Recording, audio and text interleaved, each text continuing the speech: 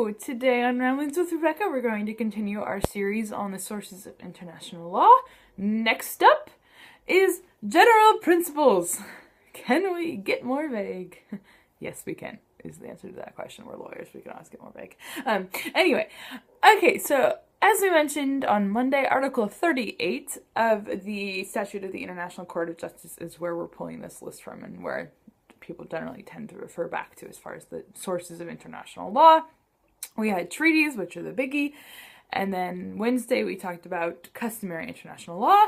Today, general principles, specifically paragraph 1c of Article 38, the general principles of law recognized by civilized nations. Whatever that means. Treaties and customs create quite specific obligations for states to do specific particular things. States shall do X. States shall not do Y. Not so a general principle. They kind of sit overarching things and generally speaking don't lay out particular obligations or obligations to refrain from something.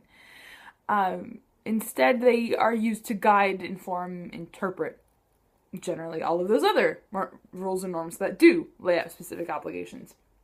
The language by civilized nations at the end, yeah, great phrase. Basically, representative of all the major legal systems of the world. So, if you have some kind of rule of law, yes, okay, you're in there, considered. So, that is just saying, like, this isn't just one block's general principles, but general principles recognized by legal systems the world over.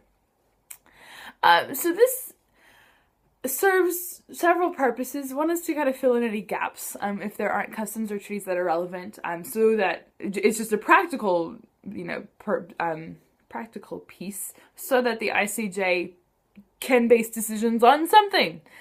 You can extrapolate from common basic assumptions, from threads in states' laws that are common to many other judicial systems, that kind of thing. Certainly, we rely much less on this as lawyers, legal scholars, the ICJ itself, etc., than on treaty and custom. You always want, the most explicit rule possible. The most specific rule possible is going to trump in court. So they're generally used more to help interpret the treaties. But if nothing is there, at least there's not a complete gap. This is particularly relevant to my work, perhaps, because a lot of environmental and human rights law is based on declaration and pulls from general principles rather than oftentimes specifically legally binding treaties with particular rules and norms. The United Nations Declaration on Human Rights is a declaration. It's not actually a treaty. Subsequently, there are many treaties that have come into play, and we'll be dealing with those in another series. But things like the Declaration, the Rio Declaration, one of the big environmental pieces, and several other major environmental declarations that are cited a lot and talked a lot about, but aren't formally treaties, come in to bear with this particular provision and this idea of those general principles laid out as a source of international law. So just because something is not explicitly legally binding does not necessarily mean it doesn't have a legal status of some kind.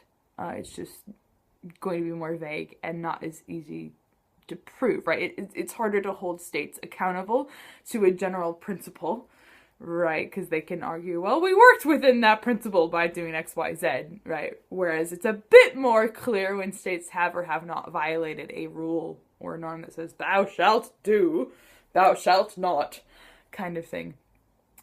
So this general principles is quite close to customary international law in some ways, certainly in where we're pulling it from. The